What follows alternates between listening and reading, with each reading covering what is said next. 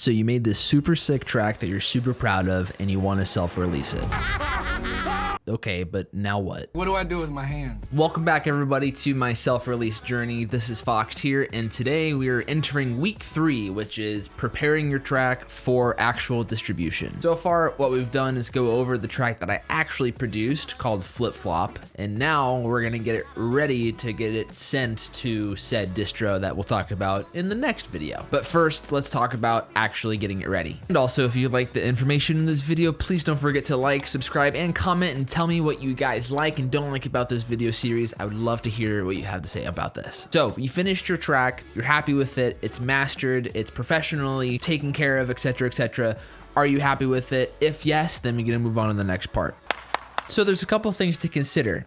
When you export a track, is this an original mix? Is this a radio edit? Is this an extended mix? When you produce, you should have a collection of almost all 3 versions. But especially for electronic music, if you have an extended mix, you can send that off to your DJ friends and they will have a much easier time playing it and be willing to play it rather than having to figure out how to fit an original mix into their set. Thanks. An original mix is pretty much as is how you made it. Sometimes that coincidentally becomes or is an extended mix as is. Sometimes it's shorter than that. And then there's a radio mix, which is an abridged, shortened version. Sometimes as short as 2 minutes and 30 seconds, if not less. Streaming services like Spotify are going to prioritize those tracks because as soon as that track is finished, you get to move on to the next song. And the shorter the songs, the more tracks are played in a certain playlist. So as us producers have to kind of compromise with what we want to keep, what we don't want to keep for radio mixes, it's challenging, but the payoff of getting on playlists that you want to get on because they like how short your song is could be beneficial in the long run. Now, for the sake of production purposes, I usually export my tracks for streaming services at 16 bits, 48,000 kilohertz. That seems to be a good proper standard.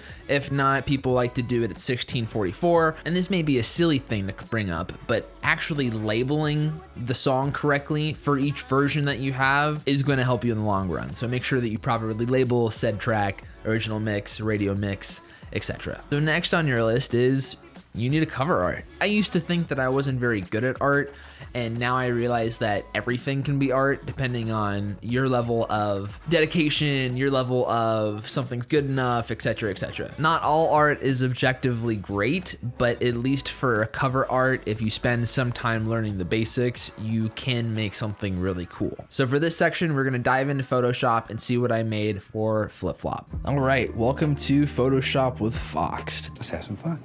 This is the official cover art for Flip Flop that I made. What you see is a photocopied picture of me that I scanned and I put that in the middle, and the theme of all of the singles that I'll be releasing outside of this one is it's gonna feature a little picture of me as like a motif. So let's talk about the background really fast. This background that you see here is just a heavily displaced image of this. I use a plugin called Reactor, which is brought to you by Black Market.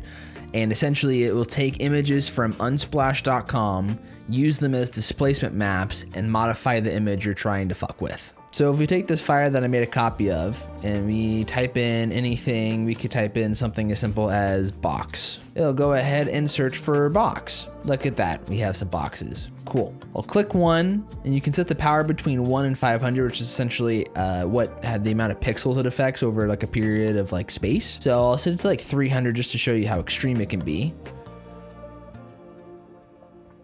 And now it almost creates this 3D fire. That's actually so cool. I love this. So it can create really intense displacement maps based off of whatever image that you're inputting. And you can take this to extremes by taking another image, maxing out to 500 and doing it again. And so you get some really, I mean, this poor puppy is getting super stretched right now. So what I did with the actual background is I did that a bunch of times to create this kind of weird like sandy paper texture to it. And then I created a whole bunch of grid lines on top to kind of create like a nice 3x3 square. This was the original image of me as a child. I looked very upset listening to whatever I was listening to, but I was definitely having a good time, I swear. A lot of what I love to do in Photoshop is layering and compositing. So we have this image here, which is this kind of weird paper vinyl texture. And if we zoom in a little bit, you can really see some cool pixel texturing that you could put on almost anything. So I have that as a layer, and I have it on screen, and also with an opacity of 48%, such that when you turn it on, it gives it this kind of nice haze that you wouldn't get if you didn't have it on. And of course, with all of the different blending options, you can really start to change and adapt how something looks over one another. And if you turn it up to 100%, it gets more hazy. And then if you really start to play with the blending options, you can get some really intense colors and just different textures. Next, we have this really interesting burnt hole that I have. I wanted that to kind of help the border of this image kind of come to life with a little bit of extra texturing. So I turned that on. It's a linear burn with 100% opacity. I thought that looked the best compared to all the other ones that kind of get super intense, but it adds this kind of just another like dimension of layering on top. I thought it was really neat. Next, we have this rectangle here that I tried to even out, and I'm using this as the mask for my image. So essentially, if I move this image anywhere, it won't be clipped except for where the rectangle is, or where the square is rather, right in the middle. So that's why I wanted to put myself right there. For my brand that I really focused on, I really love the font built titling. I think it fits well with my logo. That's what I've been using for a lot of my text in all of my posts, including my subtitles for my stories and reels. So with that, I wanted to flip it around, and you can do that through the transform. If you click on a layer and you hit image, or rather hit edit, transform, you can hit rotate or flip horizontal. You do that, you can flip it any direction that you want. And I did that, and I adjusted the opacity on all of these such that it was lesser. Everything in the group was at 45%. You can adjust that accordingly with this knob here. And then once again, we take this texture, which is another kind of weird paper, like scratchy texture, and I put it on top once again to kind of deepen the colors. And this is with an overlay. So once again, you can go through, you can see how sometimes it's really scratchy and ugly, and other times it kind of just helps to add to the dimension of it. And you can really, bring it down like, 30%, 40%, but with it off and then with it on, just kind of gives it more, kind of helps cement everything into each other.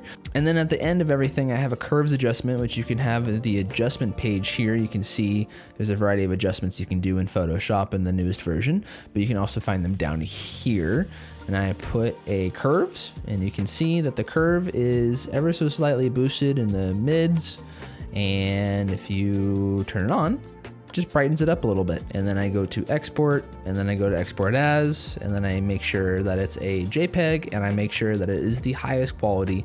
Additionally, for information regarding exports and image sizes when you begin a project, I always have cover art set to 3K by 3K. That way you never get any weird tearing or quality issues when uploading cover art to either Spotify, SoundCloud, or anything else for that matter. If you enjoyed this video, don't forget to like, comment, and subscribe, and I will see you guys next week for when we actually send this song right to distro.